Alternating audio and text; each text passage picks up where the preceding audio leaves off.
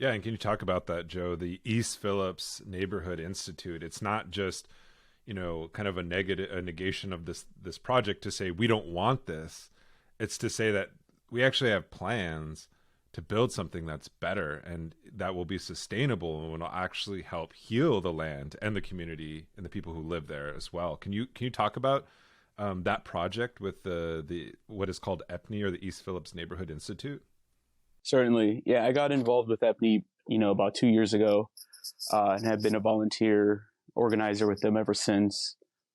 And, Rachel's absolutely right in that when we got word of the city's plans to demolish and to, expand its waterworks yard to, consolidate its entire truck fleet into this area that we have recognized as somewhere that, needs better air quality. You could talk about, land, and in the sense, it's the air that we're really discussing right now because, that truck concentration, East Phillips has the highest rates of asthma. It kind of flips between the north and the south side, with those numbers annually. And it all depends on how it's being tracked. However, with adding to that, and again, this fight is so nuanced. There's so much I want to say on it.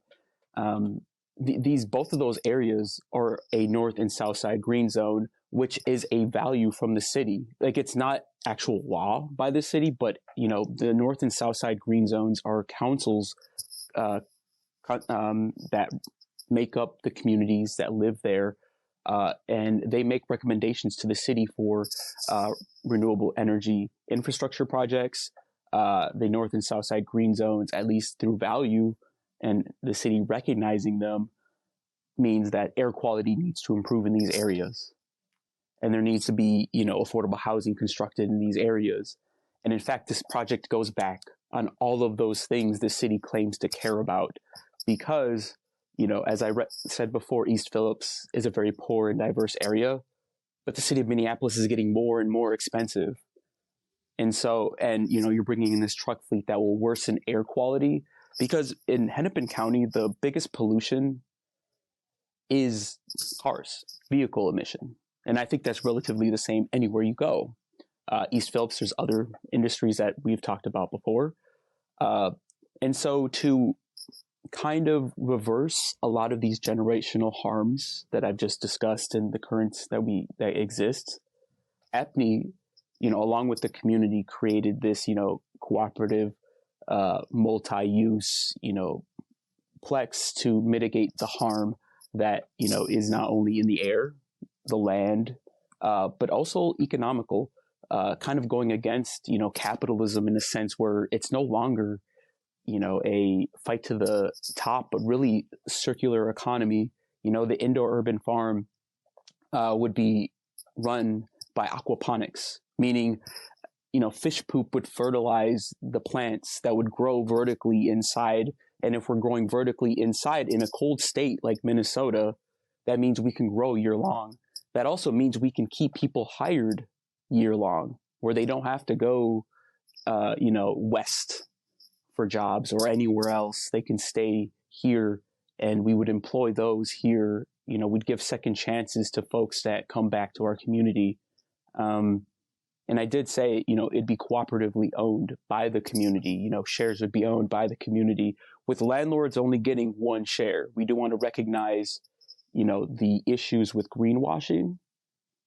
And, the plan is still in the works. But when we did a financial analysis, with all the components, including the cultural market, rents, the profit from, selling the solar back to Xcel Energy, which there is a grid across the street from the site. So it just makes sense to construct solar, and there wouldn't be a loss of electricity when you send it across.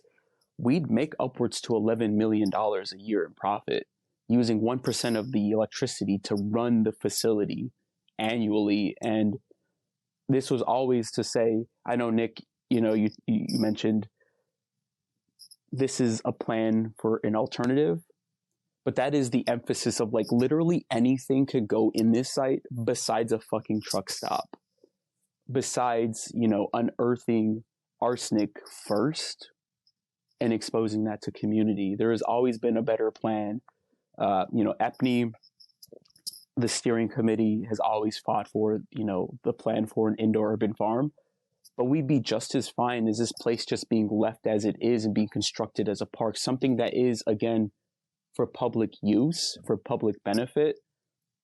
But we do have this amazing plan that is not only profitable, but would help mitigate a lot of the harm that has been occurring, generationally. And, Rachel touched on it so well, the environmental impacts that we would see and the loss of the economic and social mobility that we could see with anything else to happen with this site. It's a once in a lifetime opportunity, and we feel it's deliberately being sabotaged by the city simply because the resources wouldn't be dependent on the state. The resources wouldn't be dependent on the city. The community would own this, run this, and be autonomous. And I think that freaks the hell out of people.